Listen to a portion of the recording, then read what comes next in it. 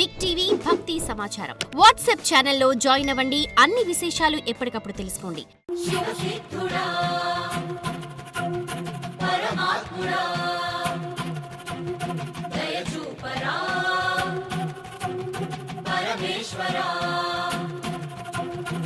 చిదంబరం.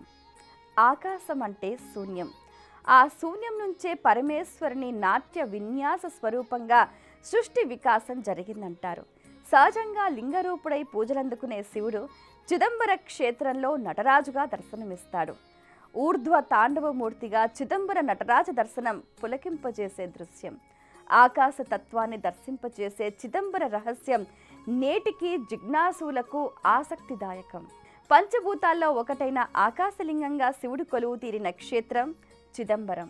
చిత్ అంటే జ్ఞానం లేదా ఆనందం. అంబరం అంటే ఆకాశం లేదా అనంతమని అర్థం. అనంతమైన జ్ఞానాన్ని లేదా ఆనందాన్ని అందించే క్షేత్రం కనుక ఈ క్షేత్రానికి చిదంబరం అనే పేరు వచ్చినట్లు తెలుస్తుంది. విశ్వమంతా సృజించి పోషించి లయం చేసే విరాట్ స్వరూపుని శరీరానికి చిదంబరం హృదయస్థానం.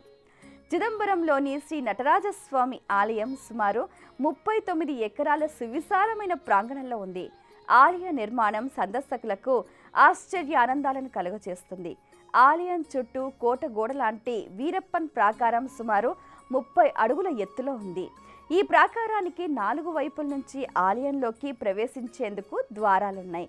అన్ని వైపులా 135 నుంచి 160 అడుగుల వరకు ఎత్తైన ఉన్నత గోపుర ద్వారాలు చిదంబర ఆలయంలో మనకు దర్శనమిస్తూ ఉంటాయి. వాటి ద్వారానే లోపలికి ప్రవేశించాలి. ఈ గోపురం పైన ఎత్తైన వినాయకుని ఆలయం కూడా ఉంటుంది. 13 గోపుర కలశాలను వీక్షిస్తూ 5 ప్రాకారాలను దాటుకొని ప్రధాన ఆలయంలో నటరాజస్వామిని చేరుకోవచ్చు. తూర్పు ద్వారం నటరాజస్వామికి ఎదురుగా ఉంటుంది. అందుకే తూర్పు ద్వారం నుంచి ఆలయంలోకి ప్రవేశిస్తే సర్వ శుభాలు కలుగుతాయని భక్తులు విశ్వసిస్తారు. ఆ ప్రాంగణంలోనే శివగంగ కోనేరుంది.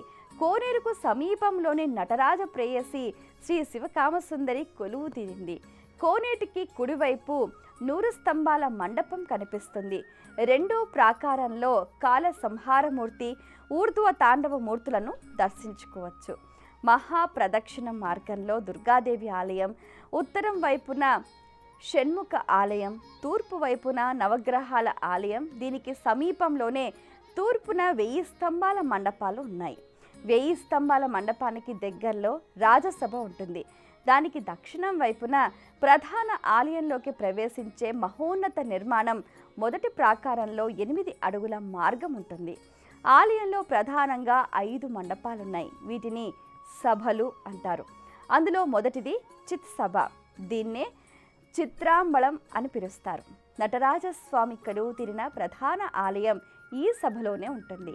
రెండోది కనక సభ. దీనికే పొన్నాంబళం అనే పేరు. నటరాజస్వామికి పూజలు ఈ సభలోనే జరుగుతాయి. అంతేకాకుండా రత్న సభాపతి స్వామిగా పిలిచే శివలింగంతో పాటు ఆలయంలో ఉన్న స్ఫటికలింగానికి అభిషేకాలు, అర్చనలు ఈ సభలోనే జరుగుతాయి. మూడో సభ దేవసభ.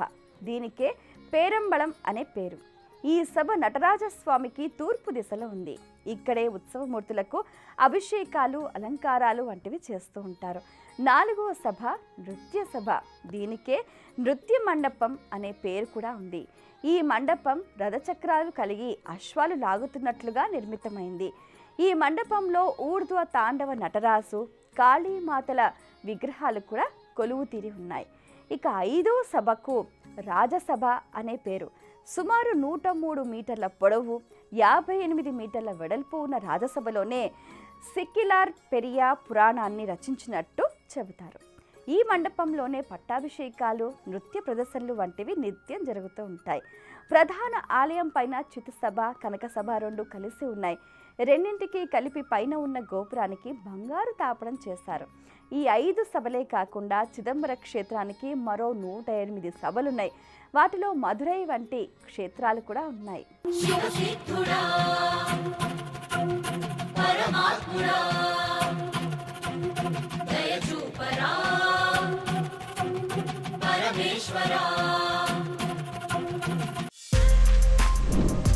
For more videos like this, subscribe Big TV channel.